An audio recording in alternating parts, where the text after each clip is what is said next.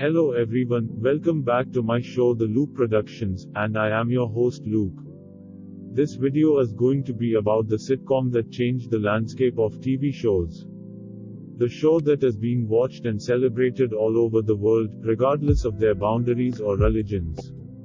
So today we are going to understand how Friends changed the sitcom shows, while spawning multiple spin-offs and replicas, and also managed to capture the hearts of millions of audiences, from all age groups. So without wasting any more of your time, let's start the show.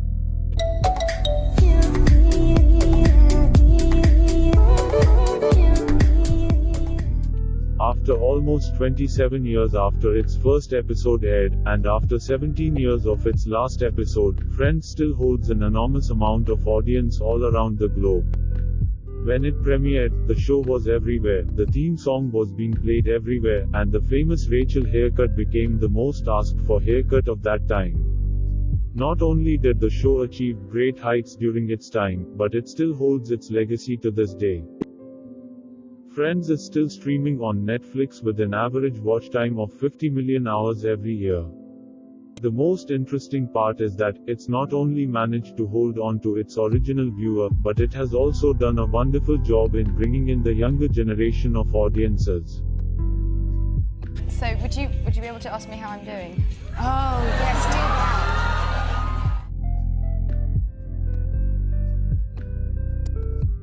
Why so many 20-somethings want to stream a 20-year-old sitcom about a bunch of 20-somethings sitting around in a coffee shop? This was a question asked by Adam Sternberg in an article about the current popularity of Friends. Well, Friends is basically a show reflecting the worries, anxieties and struggles people face in their 20s. By this time most of us have left our parents' houses and ventured out in the open world. At this time, we are supposed to be acting like adults, while still having a large amount of uncertainty, both in our professional as well as romantic lives. Of course we have completed our studies, and started working, but haven't settled down, while still searching for that one special person in a messy dating world.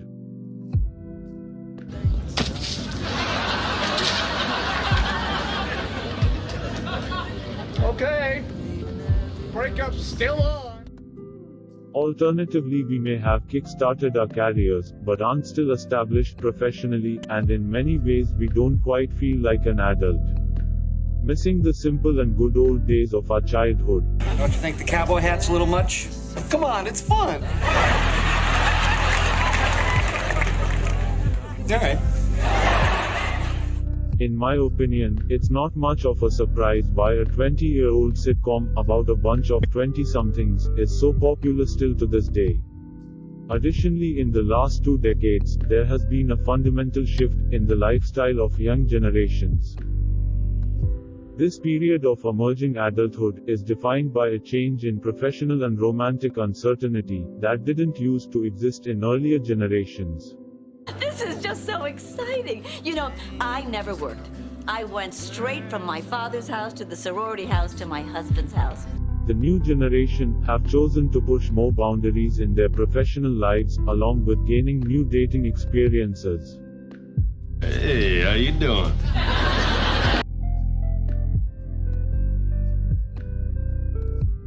Every character written in the show reflects the stage of our lives. That is one of the most confusing ones. The fact that they are unsettled in this period of life gives the friends a sense of adventure, that anything could happen. Although they are adults, but still their daily lives are filled with childish events, and among all of these there are also numerous setbacks in the form of failed relationships and career setbacks. In the very first episode, we can see Rachel giving up the security of a stable lifestyle in order to choose an adventurous career. What if I don't want to be a shoe? What if I want to be a purse? You know, or a hat? No, I don't want you to buy me a hat. I'm saying that I am a hat. It's a metaphor, Daddy. Welcome to the real world. It sucks. You're gonna love it.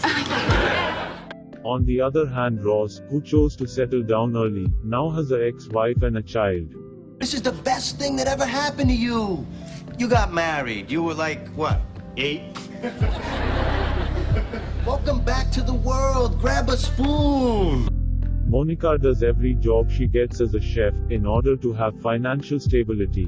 Why would such a person stay in such a demeaning job just because it's remotely related to the field they're interested in? Gee, I don't know, Rach.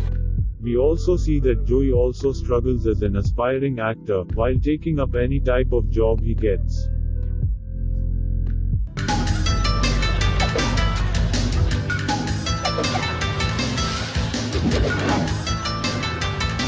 Ichiban, lipstick for men.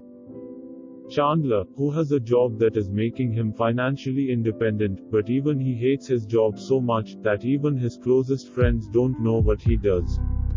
Among all of them, only Ross is the one who has a proper job in his field of interest, for which he is constantly teased. But the biggest hurdle for Ross is in his love life. You got married again. Yes? So that's your second marriage in 2 years. Yes. Second in 2 years. Third overall. Here comes the most beautiful part about this show. Through all these gradual transitions in their lives, where romantic relationships fail, families are dysfunctional, and career trajectories are uncertain, there is always a constant value in their lives, and that is their friendships. This is what Friends teaches us, that no matter how much uncertainty, all we need is a sense of humor and a good group of friends. I think this is what makes Friends such a popular show still today. Because most of us in our 20s are in the same kind of situation, like these characters. So watching Friends becomes a soothing experience, as if we are actually hanging out with the characters on screen.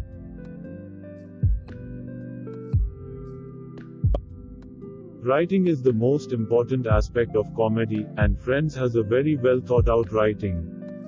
This was primarily because Friends used a very open table discussion while writing the scripts. Every line was open to discussion in order to have maximum comedic value. Like if you leave really upbeat, bye Rachel, bye, see ya. Okay, I didn't do it. Yeah. What? I didn't do it. I think that's less funny.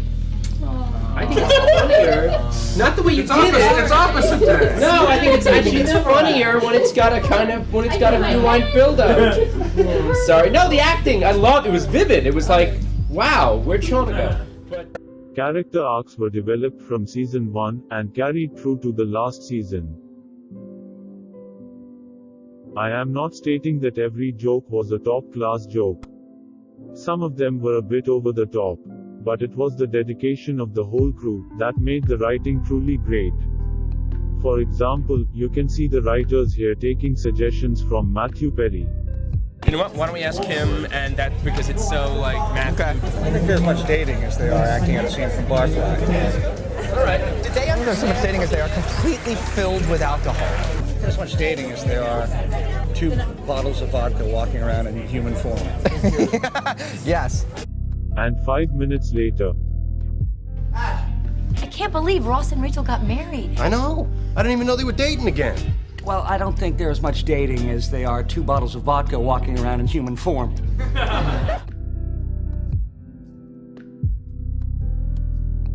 Friends changed the landscape of sitcoms by breaking a number of typical formats.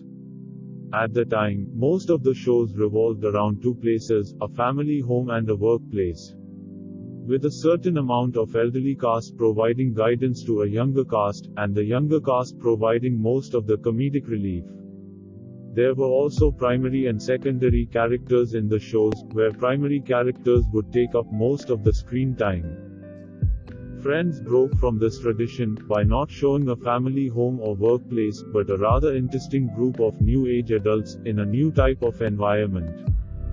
Friends was also the first show to have an equal ensemble cast, where every main cast member was paid the equal amount of money.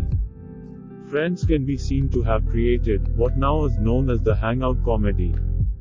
Big Bang Theory, How I Met Your Mother are some examples that followed the same path that Friends paved. I think that Friends is still so popular is a great testament to the genre-defining legacy that is brought by its dedicated writing and production team.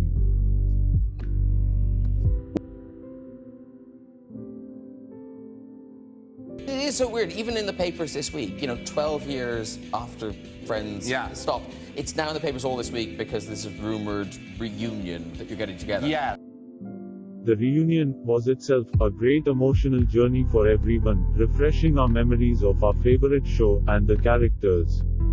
It is such a big event that HBO Max agreed to shell out $20 million just to get the original 6 cast members together. This shows how much the show really means to its audiences, reflecting the amount of love and attachment to its actors. The reunion also fleshed out how the writers and other crew members contributed to the show's success. In my opinion, not doing a proper episode for the reunion was also a good idea, because then the writers would have to unravel the almost perfect ending for the characters and write a complicated story. So it was a good decision to make the reunion a documentary-style show, which focused on how Friends had impacted millions, overcoming age and cultural barriers all over the world. Shut up! Shut up! Smelly cats! Smelly cats! What are they feeding you? So this was the video, guys. If you liked our content, then please like, share and comment below how you feel about it. And also, if you are new here, then subscribe to our channel for weekly fresh new content. Since you have come this far, I am sensing that you are a very curious person after all. Wanna get your curiosity brewed? Then join this podcast on Spotify, where there are discussions about all types of trending topics around the world. Link is given below in the description.